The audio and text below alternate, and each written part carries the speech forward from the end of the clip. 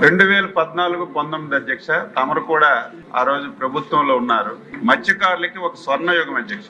ఆ రోజు మనం మత్స్యకారులకి వేట నిషేధ సమయంలో 4,000 రూపాయలు ఇచ్చేవాళ్ళం.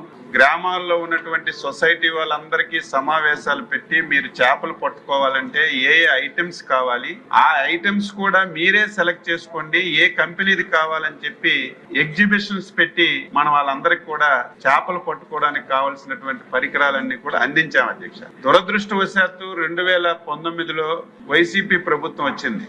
ఆ ప్రభుత్వం గురించి చెప్పడానికి నాకు ఇష్టం ఉండదు, కానీ ప్రజలకి, సభ్యులకి, ఈ రాష్ట్రంలో ఉన్నటువంటి మత్స్యకారులు కూడా తెలియచేయవలసినటువంటి బాధ్యత సభ్యుడిగా, మంత్రిగా నాపై ఉంది అధ్యక్ష.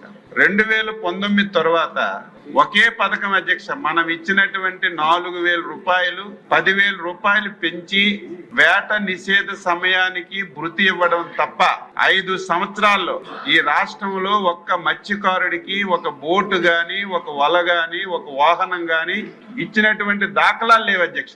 ఎంత దారుణం అంటే అమ్మ పెట్టదు అడుక్కు తిన్నట్టుగా వీళ్ళు ఇవ్వలేదు. ఆ రోజు కేంద్ర ప్రభుత్వం ప్రధానమంత్రి మత్స్య సంపద యోజన అని చెప్పి ఒక బ్రహ్మాండమైనటువంటి స్కీమ్ పెట్టారు అధ్యక్ష.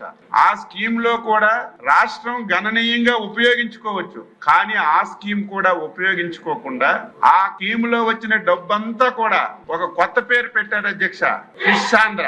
ఫిష్ ఆంధ్ర అంటే నవ్వొస్తుంది. ఎందుకు పెట్టారో తెలియదు, ఎవరు గురించి పెట్టారో తెలియదు, ఎంత డబ్బులు ఖర్చు పెట్టారో తెలియదు. ఆ పరిస్థితిలో 5 సంవత్సరాల్లో కేంద్ర ప్రభుత్వం ఇచ్చినటువంటి ప్రధానమంత్రి మత్స్య సంపద యోజనలో వచ్చిన పైసలన్నీ ఆ ఫిష్ ఆంధ్రాకు డైవర్ట్ చేసి ఫిష్ ఆంధ్ర కింద షాపులు పెట్టారు అధ్యక్ష. ఇప్పుడే మా సభ్యులు కొండబాబు గారు అడిగారు ఎన్ని పెట్టారు ఏంటనేది. ఫిష్ ఆంధ్ర కింద అధ్యక్ష 155 కోట్లు ప్రపోజల్ పెట్టి 51 కోట్ల రూపాయలు ఖర్చు పెట్టారు అధ్యక్ష. అందులో పెద్దవి ఒక 8 షాపులు పెట్టారు అధ్యక్ష. మేము వచ్చిన తర్వాత అవన్నీ చూస్తే 1, 2 పనిచేస్తున్న విజయవాడలో ఒకటి, ఇంకొక ప్రాంతంలో ఒకటి తప్ప మిగతా పనిచేసినటువంటి సందర్భాలు లేవు అధ్యక్ష.